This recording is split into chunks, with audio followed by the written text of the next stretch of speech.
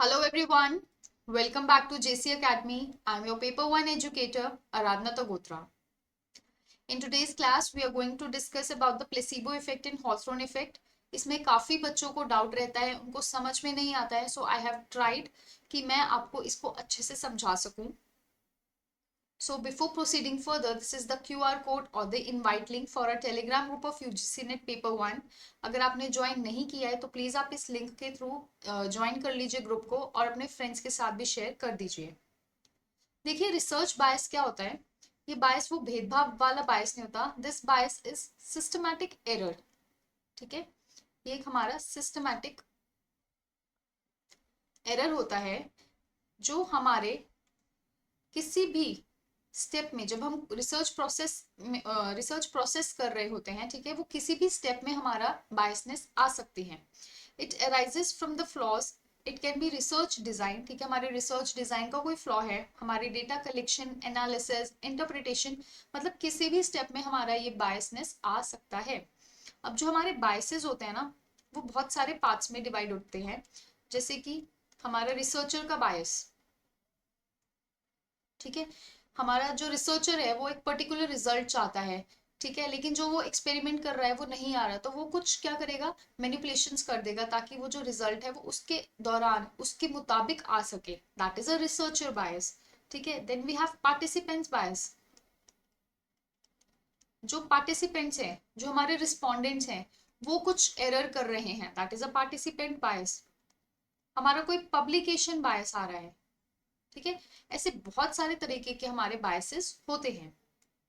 अगर हम बात करते हैं हॉथरॉन और प्लेसिबो इफेक्ट की, so both Hawthorne and placebo effects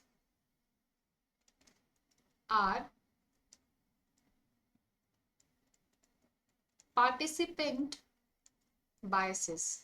ठीक है, ये हमारे पार्टिसिपेंट बायसेस में कंसीडर किए जाते हैं. अब हम इनको एक एक करके समझते हैं. हॉथरॉन इफेक्ट, जो हमारा हॉथरॉन एक्सपेरिमेंट था, ठीक है, इसमें सबसे पहले आपको पता होना चाहिए किसने दिए थे. ये हमें एल्टन मायो ने दिए थे. ठीक है, ये एल्टन मायो का कॉन्सेप्ट था हॉथरॉन एक्सपेरिमेंट का, जिसमें ह्यूमन बिहेवियर को स्टडी किया गया था. इसमें ना टोटल 5 एक्सपेरिमेंट्स किए गए थे अलग अलग, जिसमें से जो पहला एक्सपेरिमेंट था दैट वाज एल्यूमिनेटिंग एक्सपेरिमेंट. ठीक है, एल्यूमिनेटिंग एक्सपेरिमेंट.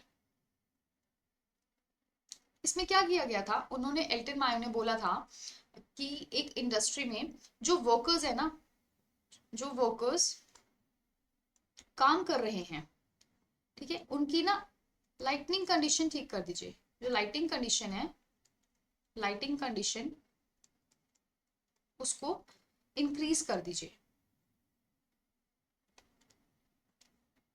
सो उन्होंने ऑब्जर्व क्या करना था कि जैसे ही जो लाइट्स हैं, ठीक है, जैसे फॉर एग्जांपल ऐसे बल्ब, कोई बल्ब लगा हुआ है, ठीक है, पहले एक लगा था. उन्होंने बोला आप एक की जगह फॉर एग्जांपल आप 3 बल्ब लगा दीजिए जहां पे भी वर्कर्स काम कर रहे हैं. लाइट इंक्रीज हो गई. अब इन्होंने स्टडी क्या करना था कि जैसे ही हमने लाइट इंक्रीज की, ठीक है, लाइट इंक्रीज की, उनका जो वर्किंग एरिया था वो अच्छा कर दिया, तो जो जो वो था प्रोडक्शन था वो इंक्रीज होना चाहिए था. एक्सपेरिमेंट तो यही बोलता है कि लाइट के इंक्रीज करने से जो वर्कर्स की प्रोडक्टिविटी है वो क्या होनी चाहिए थी, इंक्रीज करनी चाहिए थी. बट आफ्टर 2 to 3 days क्या हुआ, वर्कर्स को समझ में आने लगा कि कोई हम पर नजर रख रहा है. ठीक है, कोई हमें ऑब्जर्व कर रहा है, तो उन्होंने क्या किया, अपनी प्रोडक्टिविटी इंक्रीज कर दी. अब बायस हुआ ना. एक्सपेरिमेंट क्या चाहता था कि जो प्रोडक्टिविटी है वो लाइटिंग कंडीशंस की वजह से बढ़े, लेकिन just because workers were aware कि हाँ हम पे कोई हमें कोई ऑब्जर्व कर रहा है, हमारे ऊपर नजर रखी जा रही है, उन्होंने अपनी प्रोडक्टिविटी इंक्रीज कर दी. So this is the Hawthorne effect. इसीलिए ये एक बायस कंसिडर किया जाता है, वो भी एक पार्टिसिपेंट बायस. ठीक है, लेमन टर्म्स की लैंग्वेज में अगर मैं बताऊं, आपके घर पे कोई मेहमान आ रहा है, आप कैसे अच्छे से टाइडी हो जाते हैं, नीट एंड क्लीन हो जाते हैं, ठीक है, हर एक चीज it is in its proper place, organised, systematic. अगर आप उनको ग्रीट कर रहे हैं, आप बहुत हंस के पोलाइटली बात करेंगे, ठीक है, कि मतलब हमसे अच्छा तो कोई है ही नहीं, ठीक है। आप उनको अगर खाना खिला रहे हैं तो आपके फेस पे स्माइल होगी, क्यों? क्योंकि आपको पता है कि वो जो आ रहे हैं, देखो human beings they are social human beings, ठीक है, मतलब हमें एक्सेप्टेंस चाहिए, हम सोशली इंटरेक्ट होते हैं, ठीक है, हम सोशली जो लोगों से मिलते जुलते हैं, तो हमें चाहिए होता है कि लोग हमें एक्सेप्ट करें, तो हम अपना बेस्ट बिहेवियर प्रेजेंट करते हैं। तो इसीलिए it refers to the alteration of people behaviour when they are aware that they are being observed. This is Hawthorne effect.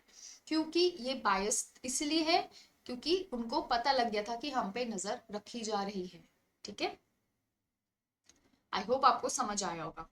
अब आता है हमारा नेक्स्ट प्लेसिबो इफेक्ट। देखिए प्लेसिबो इफेक्ट में क्या था, ये यूजुअली जो प्लेसिबो इफेक्ट है ना, ये मेडिकल फील्ड में यूज होता है, ठीक है, ये हमारा मेडिकल फील्ड में यूज किया जाता है प्लेसिबो इफेक्ट। देखिए जैसे अब एग्जाम्स पास आ रहे हैं, बच्चों को काफी स्ट्रेस है, तो फॉर एग्जाम्पल हमने एक मेडिसिन बनाई है या हमने एक ड्रग बनाया है टू रिड्यूस स्ट्रेस, ठीक है। आप वो मेडिसिन लेंगे, वो आप ड्रग लेंगे, तो आपका जो स्ट्रेस है वो भी कम हो जाएगा and you will feel refresh, ठीक है। अब वो जो ड्रग बनाया वो हमने दो ग्रुप्स में डिवाइड कर दिया, दो ग्रुप्स में डिवाइड किया। एक हमारे थे कंट्रोल ग्रुप, एक था हमारा एक्सपेरिमेंट ग्रुप, एक हमारा एक्सपेरिमेंट ग्रुप था और एक हमारा कंट्रोल ग्रुप था। एक्सपेरिमेंट ग्रुप को हमने फॉर एग्जाम्पल उस ड्रग का नाम था एबीसी ड्रग, ठीक है, वो जो हमने दवाई बनाई है स्ट्रेस कम करने के लिए एबीसी ड्रग थी। एक्सपेरिमेंट ग्रुप को हमने एबीसी ड्रग दे दिया और जो कंट्रोल ग्रुप था उसको हमने शुगर पिल दे दी, मीठी गोली,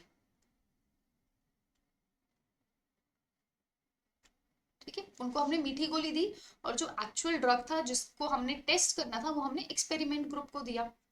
अब हुआ क्या कि कंट्रोल पिल जो कंट्रोल ग्रुप था उसको लगा कि जो एबीसी वाली ड्रग है वो हमें मिली है, तो उन्होंने क्या बोला कि we are feeling better now, ठीक है, हमें बहुत अच्छा लग रहा है, हमारा स्ट्रेस कम हो गया, हम बहुत रिफ्रेशिंग फील कर रहे हैं।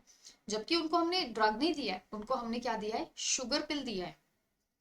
और वहीं एक्सपेरिमेंट ग्रुप को हमने जो असली ड्रग था वो दिया था। So this is a participant bias. क्यों? क्योंकि कंट्रोल ग्रुप को नहीं बोलना था कि हम अच्छा फील कर रहे हैं, ठीक है, क्योंकि हमने तो उनको मीठी गोली दी थी, हमने तो उनको ड्रग दिया ही नहीं था। बट उन्होंने क्या बोला कि हमें अच्छा फील हो रहा है, हमारा स्ट्रेस रिलीव हो गया है। दे वर एक्टिंग एज इफ उनको हमने जो रियल ड्रग था वो दिया है। सो this is a placebo effect. So it is a psychological phenomena where a patient experiences an improvement in symptoms due to the belief that they are receiving the treatment. उन्हें ऐसा लगता है कि जो ट्रीटमेंट है वो उन्हीं को मिल रहा है.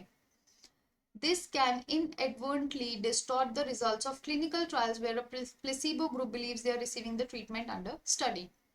So this is placebo effect. ठीक है, आई होप आपको ये समझ आया होगा। सो हॉथरॉन और प्लेसिबो दोनों हमारे रिसर्चर दोनों हमारे पार्टिसिपेंट बायसेस की कैटेगरी में आता है, ठीक है। हॉथरॉन में क्या था कि लाइट की वजह से प्रोडक्टिविटी इंक्रीज होनी थी, बट एक्चुअली में प्रोडक्टिविटी इंक्रीज क्यों हुई?